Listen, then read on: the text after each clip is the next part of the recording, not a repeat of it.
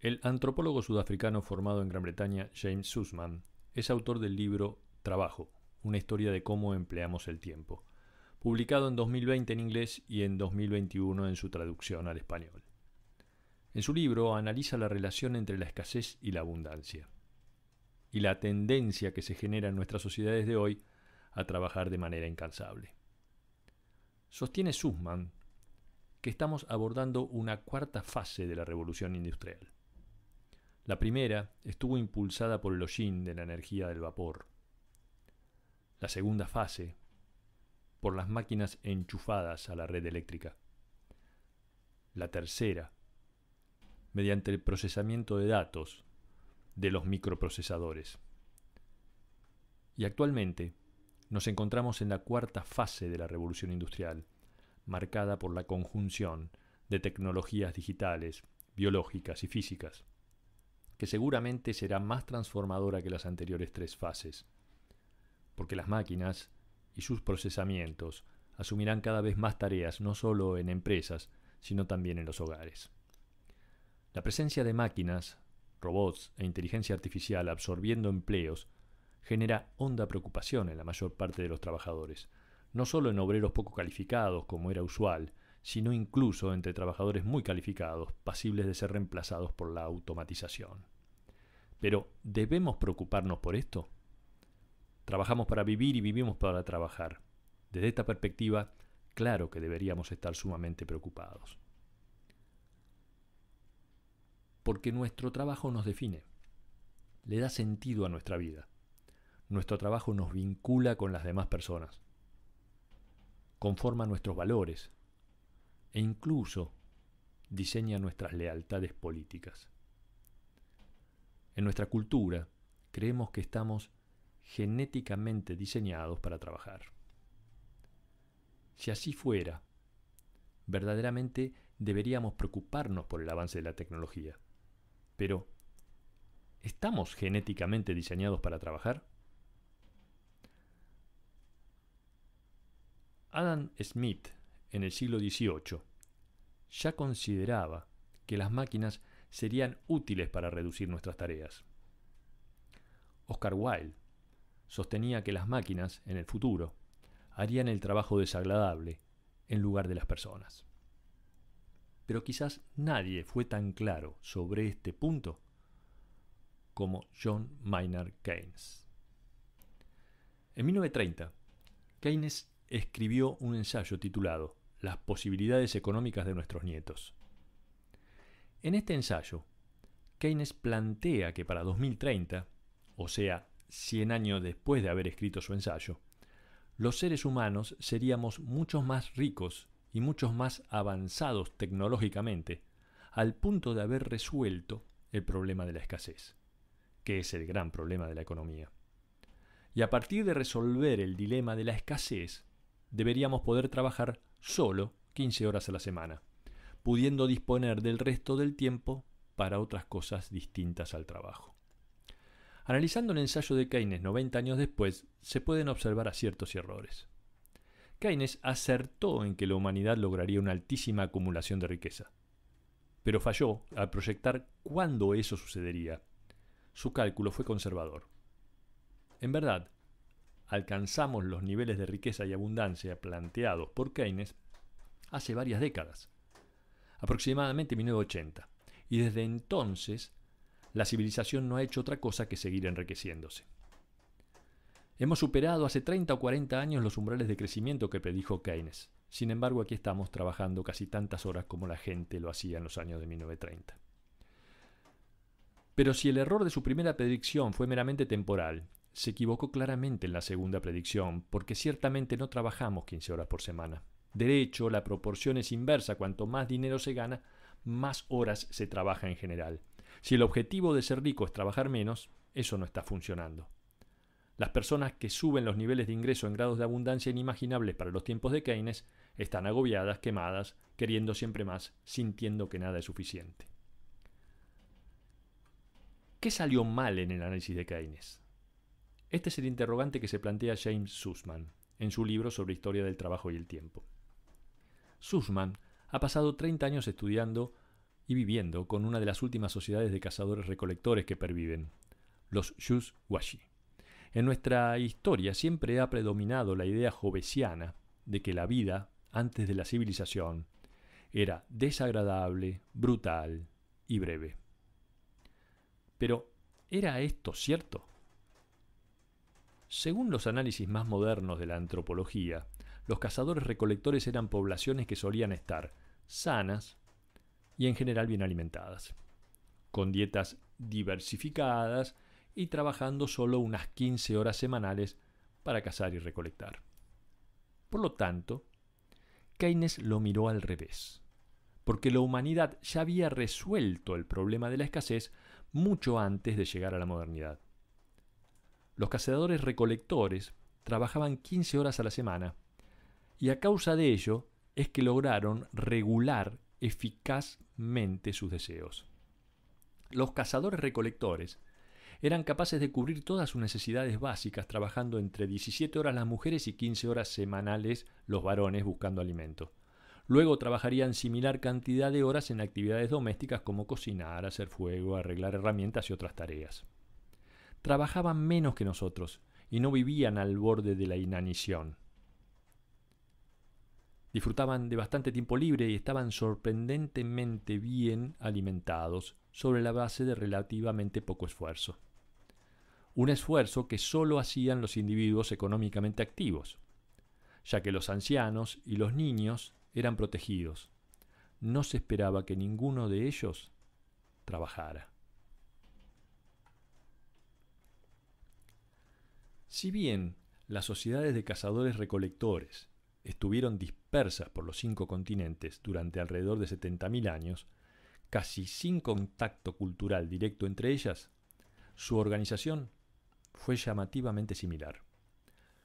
Los Shuswashii eran ferozmente igualitarios como sociedad, y uno de los sistemas que articulaba esta igualdad era la llamada demanda compartida, lo que para algunos antropólogos era una tolerancia al robo. La demanda compartida de los cazadores-recolectores invierte nuestras reglas sobre el dar, el compartir y el recibir. Cuando nosotros pedimos algo decimos por favor, lo cual es una oferta de deuda. Cuando alguien nos da algo, le damos las gracias, que es como decir, estoy en deuda contigo. Hay una especie de sensación de intercambio que incluso puede interrumpirse por el derecho del que da de negar algo a quien lo pide. Pero en la cultura cazadora-recolectora esa relación se invierte. Compartir la demanda significa que cualquier persona de una sociedad puede acudir a cualquier otra persona y exigirle algo. Existe un derecho a exigir que el otro comparta conmigo lo que tiene. Y no se considera de mala educación esta exigencia. Por esa razón, nadie se molesta en adquirir bienes o servicios que finalmente deberá compartir y regalar de todos modos. Y en ese entendimiento, todos terminan compartiéndolo todo de forma espontánea. Compartir la demanda era una forma de distribuir recursos dentro de la sociedad de los cazadores-recolectores. Se trataba de un sentido de moderación social, que finalmente terminaba generando una verdadera armonía colectiva. En la vida de los cazadores-recolectores había una sensación real de que si alguien intentaba acumular recursos o dominar su distribución, no era la conducta correcta y generaba tensiones y ansiedades, porque se consideraba que la creación de jerarquías ponía en riesgo la vida social del grupo. Otro dispositivo igualitario que utilizaban los cazadores-recolectores era el insulto a la carne. Como dijimos, en el mundo de los Shuswashii, la gente no le daba mucha importancia a los recursos materiales. Las cosas se comparten de manera fácil y uniforme. Pero hay un recurso muy apreciado, que era la carne, una de las pocas cosas que podía generar celos e ira entre la gente, si se veían excluidos de su consumo. Cuando un cazador regresaba con una presa, mucho más si era una presa espectacular, el cazador no era elogiado de la manera que podríamos suponer hoy. Por el contrario, el cazador sería burlado. e insultado, impulsando a que se comporte de manera humilde, que no se le ocurra ejercer una autoridad innecesaria sobre los demás, ya que si alguien es muy bueno cazando existe el riesgo de que comience a acumular capital social adicional. Por otra parte, hay una disolución de la responsabilidad por lograr grandes presas de caza, con el objetivo que incluso los incompetentes para la caza o los ancianos se sientan parte del logro. Se considera que quien mató al animal no es su dueño, sino la persona que hizo la flecha y permitió ese logro. Incluso quienes fabricaban las flechas recibían también los insultos. En principio, esas conductas de los cazadores-recolectores podrían suponer una desmotivación para ser un cazador, pero no es así. La gente disfruta de un trabajo que le da especial placer. En el caso de los Yuzhuashi, la caza es un trabajo extraordinariamente gratificante. El libro de Sussman plantea la hipótesis de que el nivel e intensidad del trabajo actual no es tan impulsado por lo que necesitamos, sino por lo que queremos, por lo que deseamos. Por lo tanto, estos altos niveles de trabajo están impulsados por cómo, socialmente, regulamos o alentamos los deseos. A medida que nos enriquecemos y generamos mayores niveles tecnológicos, hemos elaborado una maquinaria que no está destinada a acabar con nuestros deseos. Por el contrario, se trata de una máquina destinada a generar nuevos deseos, nuevas necesidades, nuevas formas de competencia de estatus. Por eso concluye Sussman que nuestro actual sistema económico no puede resolver el problema de la escasez, porque no está diseñado para ese objetivo, sino por el contrario, está diseñado para generar interminablemente la sensación de más escasez dentro de nosotros. Esa es la razón por la que seguimos trabajando más y más duro, sintiendo que tenemos cada vez menos. Keynes supuso que una vez alcanzada la combinación de alto crecimiento del capital con mejores niveles de productividad y gran avance tecnológico, nadie estaría trabajando más de 15 horas a la semana, al satisfacerse las necesidades básicas de todos.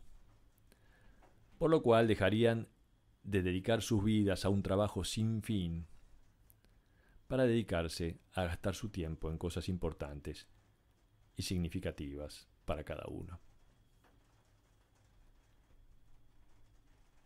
El sueño utópico de Keynes se asentaba en una serie de ideas culturales preestablecidas, como ciertas y profundamente arraigadas en nuestra sociedad. Como por ejemplo que las sociedades anteriores a la civilización, los cazadores-recolectores, soportaron vidas de miseria conviviendo con el hambre, lo cual terminó generando esa obsesión que tenemos por la escasez.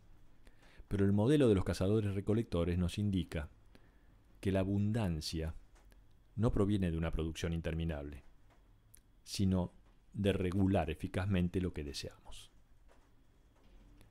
Las sociedades cazadoras-recolectoras fueron un modelo que funcionó, pero siempre que se entienda como un sistema cultural total, integral. Fue bueno si se juzga por su resistencia en el tiempo. Fue una forma muy sostenible de trabajar que duró 300.000 años. Las sociedades de cazadores-recolectores han sido muy eficaces modelos para mantener los deseos bajo control, permitiendo que los niveles de abundancia alcanzaran un grado suficiente para la satisfacción de todos. En cambio, nuestra actual sociedad es lo contrario. Es un motor sin fin de producción de deseo. Un modelo generador de nuevas necesidades. ¿Qué enseñanza podríamos tomar de aquellas antiguas sociedades? La idea económica clásica es que tenemos deseos infinitos, pero recursos limitados. Y por ende, la economía se dedica a estudiar la manera de asignar recursos escasos para satisfacer deseos infinitos, siendo el trabajo el puente que nos permite salvar la brecha entre ambos. Mientras la economía clásica nos empuja a querer siempre más, impulsados por deseos infinitos, los cazadores-recolectores tenían deseos inmediatos, que se cumplían con relativa facilidad. Por eso no tenían sentido para ellos acumular. A menudo buscamos respuestas sobre la naturaleza humana. ¿Somos intrínsecamente buenos? ¿Somos intrínsecamente malos? ¿Somos básicamente amables con los otros o somos egoístas? En realidad, se trata de comportamientos culturales, aunque se sientan naturales. De eso se trata el poder extraordinario de la cultura sobre nosotros. Somos hacedores, creadores, pensadores y obtenemos una intensa satisfacción personal al hacerlo. Vivimos en sociedades en las que obtenemos credibilidad y satisfacción social trabajando. Y a quien no trabaja se le niega la dignidad social. Pero, ¿qué es el trabajo? Hace unos 12.000 años nacieron las sociedades agrícolas. Según la narrativa tradicional en la zona del Levante de Medio Oriente. Y fue la agricultura la que cambió nuestra percepción sobre la idea de trabajo.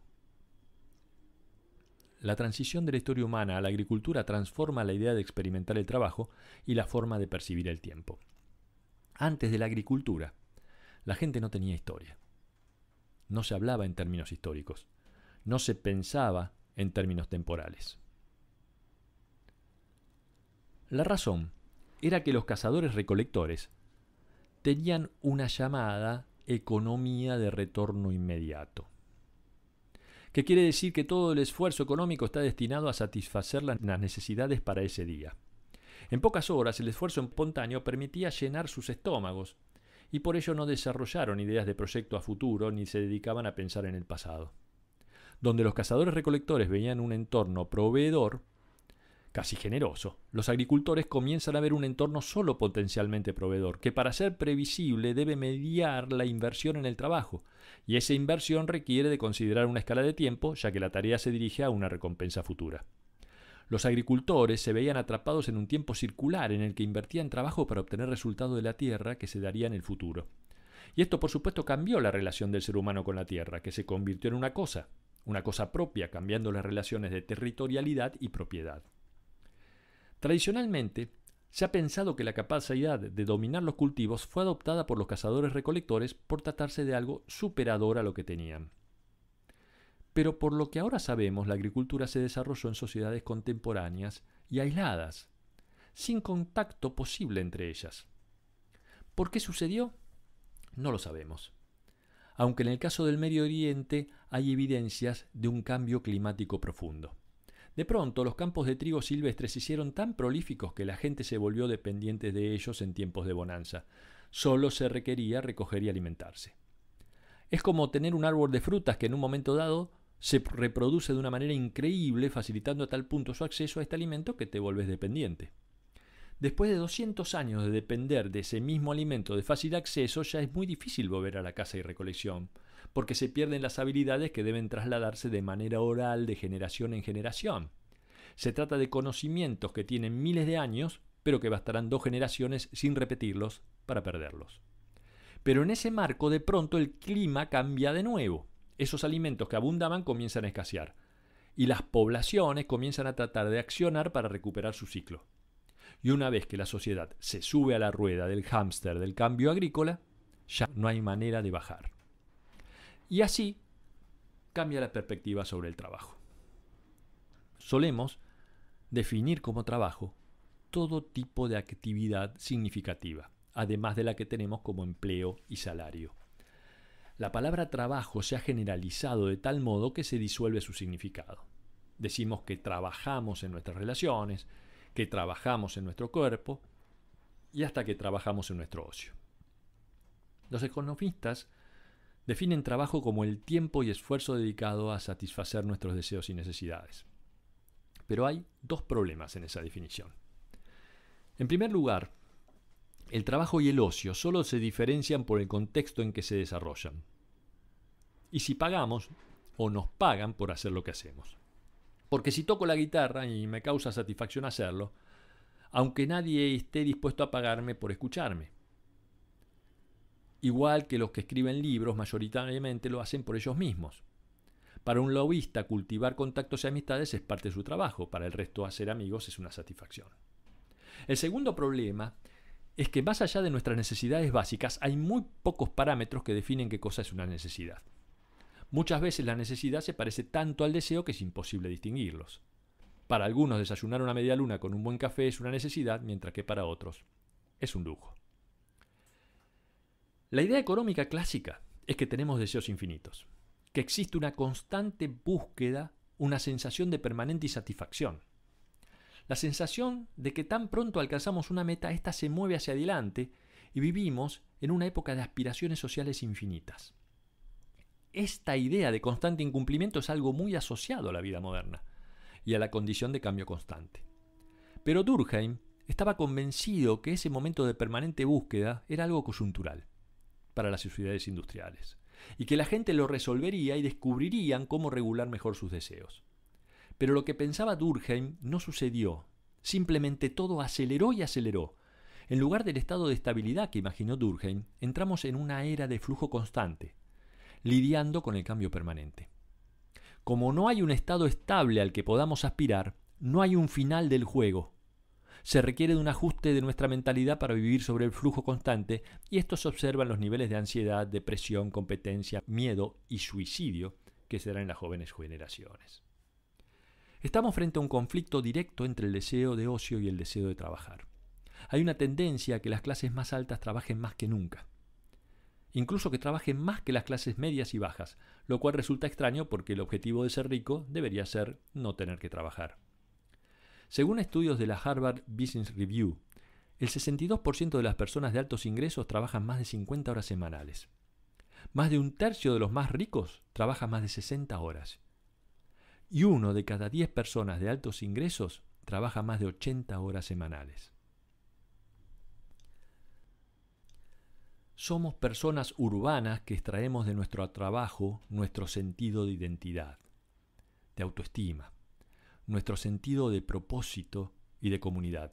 Por eso persistimos en el trabajo más allá de que nos provea dinero suficiente para dejar de hacerlo. Para muchas personas no hay mucha vida fuera del trabajo, y como criaturas culturales es lo que hacemos, trabajar, eso que llamamos cultura del trabajo. John Kenneth Galbraith escribió en 1958 uno de sus libros más conocidos, La sociedad opulenta, en una época en la que se produjo una amplificación masiva del deseo, sobre todo a través de la publicidad. Y en esa década del 50 la compañía de cereales Kellogg's se volvía a las 40 horas de trabajo semanales. Previamente, en la década de 1930, la empresa Kellogg's realizó la experiencia de reducir la semana laboral a 30 horas sin modificar el sueldo, con lo cual los obreros pasaron a tener una mayor cantidad de tiempo libre extralaboral, sin que la empresa redujera su productividad. Al contrario, la aumentó.